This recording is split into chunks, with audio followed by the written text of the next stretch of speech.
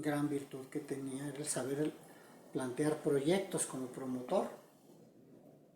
Entonces, porque la idea del Museo de Antropología, y tengo los documentos, Ajá. fue un planteamiento O que sea, le hizo, hubo todo un trabajo antes de... claro, el Museo de Antropología, pues él se lo plantea a López Mateos cuando era secretario del trabajo. Y porque López Mateos le dijo, seguramente arquitecto en la antigüedad, un arquitecto, su ilusión sería hacer la catedral de su ciudad. ¿A usted qué obra le gustaría hacer? Y él le dijo, un museo nacional de arqueología, historia, no necesariamente antropología. Ajá. Y, Que por cierto y está luego, precioso y ese luego museo. ya cuando obviamente es nominado candidato y cuando es declarado presidente electo, lo felicita y les dijo, se nos va a hacer el museíto. Pero allí... ¿Cuántos años se llevó Ahorita te digo, esto fue en 58 y en 59 él le habla de esto a Luis Abeleira, director del Museo de Antropología, y a Eusebio Dávalos Hurtado, director del INA. Y era presidente electo, López Mateos, y lo llevan en noviembre del 58 al museo cuando estaba en la calle de Moneda, y le enseñan todas las deficiencias que tiene y la necesidad de un nuevo museo. Y tengo el documento que le entrega Eusebio Dávalos Hurtado y Luis Abeleira a Pedro Ramírez Vázquez, copia del documento entregado en mano al presidente electo López Mateos, porque había que empujar la obra a través pues, de los responsables del entonces museo y del entonces INA. Y ahí se empieza a fraguar. Y él en el 59... estamos hablando de años de preparación. Desde 1959, él empieza a hacer un programa de necesidades con Luis Abeleira, con Eusebio Dávalos Hurtado y con Ignacio Marquina. Y desde luego con Rafael Mijares, su socio de toda la vida. Que es importantísimo. Sí. Y empiezan a hacer... el pilar. Y se dan los primeros criterios del patio, de la columna. Que la columna era una columna como serpientes, como las del juego de pelota de Chichén Itzá, claro, modernizado, etcétera, sugerido. O sea, cambió el concepto. Sí, ya se empieza a cambiar el concepto. Y luego se forma la Comisión de Planificación del Museo Nacional de Antropología, y ahí ya entra el equipo Ricardo de Rodina y Jorge Campuzano, porque pues es un proyecto muy complejo. Y ya con la organización de obra, y entra un arquitecto, Roberto Monter, que fue el que lo construyó, la constructora COFAC, y se empieza a hacer toda esta logística del sistema constructivo, porque normalmente en un museo, que es muy difícil, acaban el museo y luego entra el museógrafo. Aquí no, aquí te lo tienes que hacer al mismo tiempo, porque ni modo que ya lo acabes y ahora por dónde metes el calendario azteca o la piedra de Tizoc o y ahí es cuando empiezan entonces hay que hacer muchas salas. Así es, y entonces muchas responsabilidades, toda obviamente. la parte central, toda la estructura es de acero para hacerla al final y que por ahí entre todo. Se implementan talleres en el mismo museo para hacer los dioramas, el equipamiento museográfico, las cédulas, los modelos de maquetas para estos dioramas, como el mercado de Tlatelolco, la del Mamut, etcétera, y todo es simultáneo, esa organización de obra. Y ahí entran personas como Alfonso Soto Soria, que se encargó de la museografía de la parte alta, y están trabajando al mismo tiempo todos los grandes exponentes de la época de la plástica, o bueno, de la pintura, como Rufino Tamayo, José Chávez Morado, estaba Iker Larrauri, que también estaba supervisando museografía, la parte arqueológica Ignacio Marquina, de la mano con Mario Vázquez. Entonces a la par del sistema constructivo de la organización de las personas también se metió otra vertiente como la artística. Porque es el único museo que tiene unas corrientes plasmadas en todo Sí, todo el espacio. pero no como un enfoque estrictamente artístico, sino como un complemento pedagógico para ilustrar o para que se entienda Ajá. la cultura que se está haciendo. Así, por ejemplo, vemos a O'Higgins en la entrada de la sala de Occidente, o vemos todos estos murales Sí, de y se Covarrubias. va adaptando a la época y a la modernidad Sí, bueno, la del México modernidad de la época moderno. sí, sí, sí, sí. Entonces era la plástica. Chávez Morado, pues además de hacer el recubrimiento plástico de la escultura del museo, hizo el águila de la fachada, que también hizo otra en relaciones exteriores. Inclusive los muros, las rejas perimetrales de Felgueres. Esas fueron después. Felgueres, Ajá. Felgueres y ahí hizo la celosía de adentro. La fabricó un señor Javier de Champs. Pero la de la celosía interior, Felgueres. La de madera de la sala del vestíbulo, esa sí es de Pedro Ramírez Vázquez. Ajá. Estaba involucrado en todo. Esa es la realidad. Y digo, estaba Entonces, también ese es el González ejemplo que tú Sí, González recibiste. Camarena. Y pues yo me acuerdo en la casa, a mí me impactó, por ejemplo, pues yo conocí al licenciado López Mateos en la casa. Y luego ya de expresidente. Estamos hablando de pues, que en sí, aquel entonces, ¿qué edad tenías? ponle 9 años, 8 años, pero me acuerdo muy bien porque Ajá.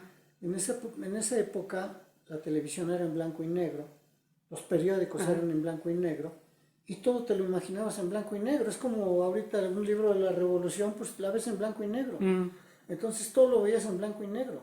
Y de repente ves al presidente de la República de frente y a colores, pues el impacto es muchísimo. Es mucho.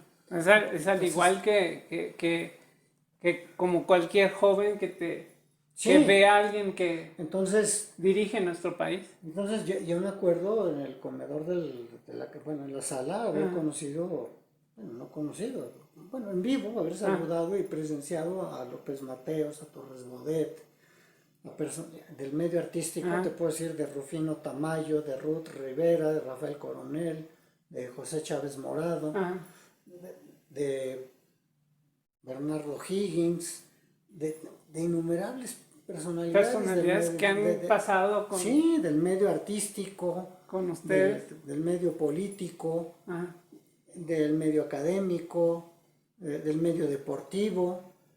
Y entre todo este espacio, un papá cariñoso, amoroso. Entonces ya con el tiempo dimensionas que era una realidad prácticamente que si la platicas es utópica.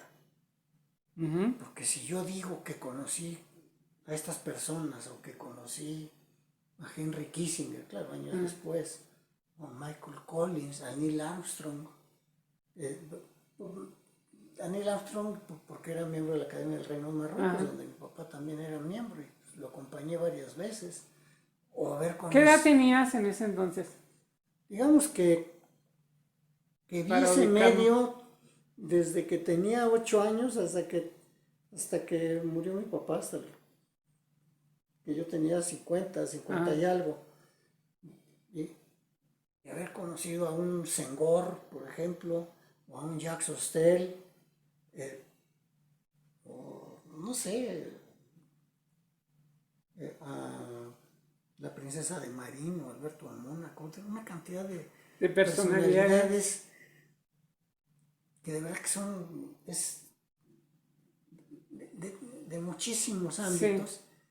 Luego, por ejemplo, sí conocí un poquito mejor al licenciado López Portillo, hombre de extraordinaria cultura, una gran personalidad y de un trato muy sencillo, muy agradable. Y en fin, de muchas otras personas que yo nunca publico nada de mi vida personal. Por temor a que pudieras sonar presuntuoso, no sé, pues es algo que es difícil Bueno, de creer. yo pienso que el universo es quien se encarga de organizar. Y lo más importante es comprender y ubicarnos y siempre saber quiénes somos. En una publicación de internet así lo he manifestado precisamente con el ciclo de la vida. Y sobre todo no perder el piso, ubicarte, Sí, no, ubicarnos. pero son muchas Pero sí, cosas. sí es muy impresionante ver la trayectoria de tu papá y tú haberlo tenido Sí, no, pero como tu fíjate, papá. el humanismo, y te lo voy a expresar con 3 ejemplos. Ajá. Como arquitecto humanista, por ejemplo, recibió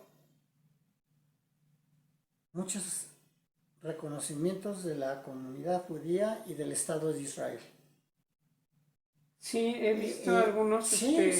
El reconocimientos premio de ella. Jerusalén, su nombre está en el Ajá. libro de oro de Israel, como se dice, el Minay Bir, que es el humanismo, Ajá.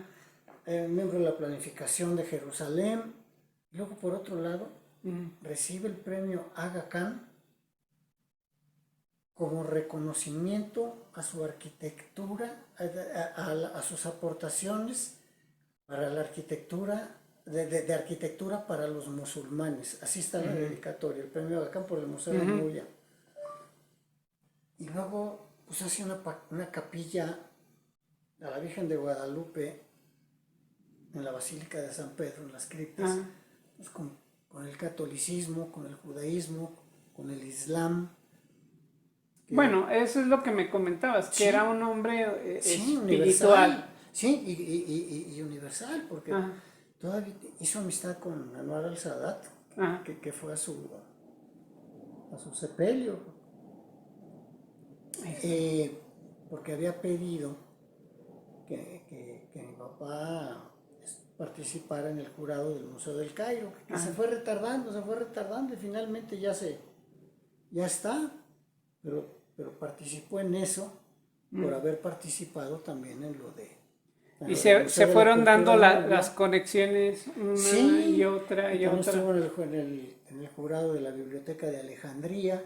El premio Aga Khan se lo dieron en Siria, en Alepo. Hay muchas cosas que me Entonces, comentas y de veras que algunas son de primera ocasión que las escucho y sobre todo acercarme al hombre que fue tu padre, sí, un a hombre la persona. universal y si íbamos, por ejemplo, la llevó bien con la China de Taiwán y con la China de la República Popular. Y tiene condecoraciones de Chiang Kai-shek, por ejemplo. En Japón, su cercanísima amistad con Kisho, bueno, con Tange Kenzo, mucha. Con Kurokawa también se llevó, con Yamaguchi, un diseñador muy bueno. Javier, ¿tú cómo te sientes bueno, dentro de todos los hijos de Ramírez Vázquez, a ti te identifico como el que ha tomado las riendas? ¿Tú cómo te sientes? No tomo las riendas de nada. Soy legatario de su acervo y como tal lo cuidas, lo preservas. procuro cuidarlo, en fin, porque es un legado que no es personal, porque lo que hizo él fue por el país. Su Se familia, entregó a la sí, nación. Sí, no voy a entregar nada a la nación. No. O sea, Pedro Ramírez Vázquez se entregó sí, a la nación en todo lo que él hizo, todo lo que él sí, su motivación se puede ser su manifestó. familia, pero su vocación fue servir a México. Y yo soy legatario, o sea, no me voy a llevar nada. Entonces, nadie nos llevamos nada. todo lo tengo que dejar muy bien estructurado para que no se mutile, para que no se fragmente, para que no se pierda, se conserve. asegurar condiciones de conservación, de difusión, etc. Pero ese es el sentido, no otra cosa. Ok. hasta aquí este video. Ok.